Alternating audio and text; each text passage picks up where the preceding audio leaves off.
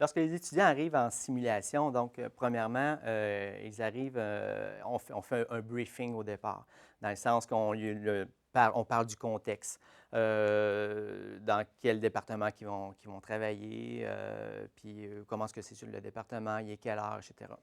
Et lorsqu'ils rentrent dans le centre virtuel, donc ils arrivent comme des infirmiers, infirmières, et non comme étudiants. Donc, c'est infirmier niveau 1, niveau 2, niveau 3, tout dépendamment s'ils sont au premier, deuxième ou troisième année de collège.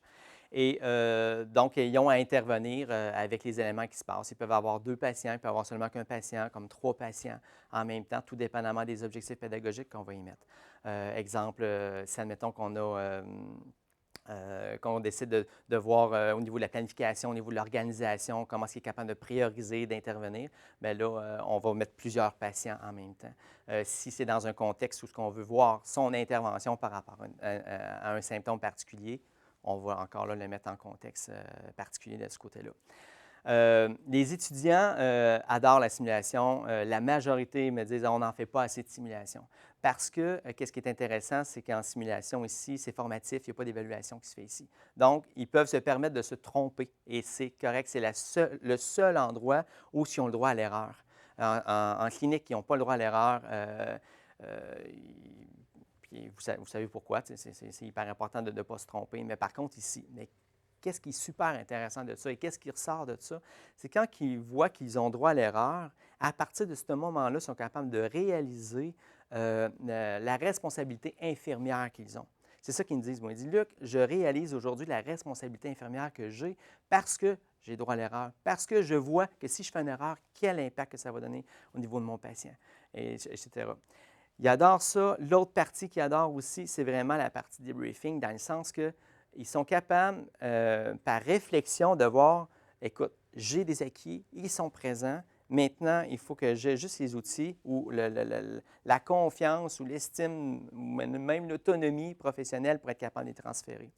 Ici, ils peuvent les transférer, ça c'est incroyable. C'est ça qui est intéressant, c'est que du moment que le cerveau enregistre, qu'ils sont capables d'intervenir dans un contexte quasi réel, bien, c'est exactement comme si le cerveau l'aurait vécu en réalité lorsqu'ils sont exposés devant quelque chose de similaire dans le milieu. Donc, ils peuvent se référer directement à quelque chose. J'ai des étudiants, j'ai une étudiante, entre autres, on a fait une simulation sur l'édème aigu du poumon, qui est une surcharge pulmonaire avec complications. La semaine d'après, elle s'en va en clinique, en stage, et elle a eu exactement les mêmes symptômes avec son patient, mais elle était capable de reconnaître les symptômes. Ça, c'est hyper important. D'aller voir pas d'aller voir le médecin, mais d'aller voir son prof, dire il y a tel symptôme et je crois qu'il est en édème aigu du poumon. Wow! Ça, c'est déjà incroyable. Et en plus, elle était consciente et capable de dire il faut appeler le médecin, il faut qu'il nous prescrive du furosémide, telle chose. Donc, elle savait déjà qu'est-ce que le médecin était pour prescrire. Donc là, on parle de l'autonomie professionnelle, on parle du jugement clinique qui vient d'être augmenté, mais on parle de l'estime professionnelle, parce que quand elle est venue me voir, elle me dit, Luc, hey, tu sais pas quoi, j'ai reconnu les symptômes, j'ai vu telle chose, je dis, on appelle le médecin, je savais tout où on s'en allait. C'est exactement avec l'arrêt cardio-respiratoire, c'est exactement la même chose. Les étudiants ils sont arrivés, ils ont dit on a eu un arrêt cardio-respiratoire, on savait les étapes, on savait qu'est-ce qui était pour s'en venir. Et tu sais, c'est tout ça là, qui est wow, je suis capable. Hein, je suis capable d'aller plus loin, puis oui, que j'ai des connaissances, puis dans le fond, que j'irais juste à les transférer. Fait que ça, c'est assez incroyable là, par rapport à les retombées pédagogiques sont toutes là. C'est pas juste d'avoir un mannequin, puis d'utiliser un mannequin juste comme procédurier, comme une procédure. C'est plus que là, c'est plus que ça. C'est vraiment un contexte où c'est réel, où ils ont à réagir émotionnellement avec des problèmes déontologiques, des problèmes éthiques. On va faire des simulations qui vont partir des soins palliatifs jusqu'à passant par la médecine chirurgie, obstétrique, pédiatrie, puis qui va jusqu'en psychiatrie. C'est ça qui est intéressant. Là. Ils sont accompagnés là-dedans et ça lui donne un outil assez novateur, mais aussi assez fort là, pour les aider dans leur contexte, dans le contexte de la santé qui n'est pas évidente, qui n'est pas facile.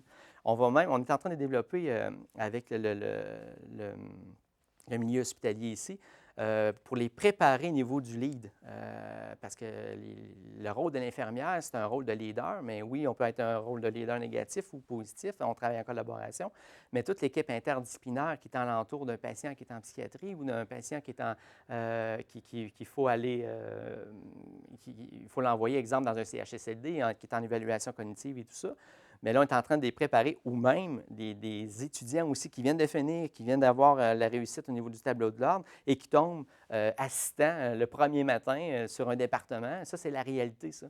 Donc, il faut vraiment lui donner des outils. Et là, on est en train de développer ça pour être capable de développer ce leadership positif-là, puis de surtout qu'ils soient connectés à leur rôle, qui est hyper important dans le milieu hospitalier. Là.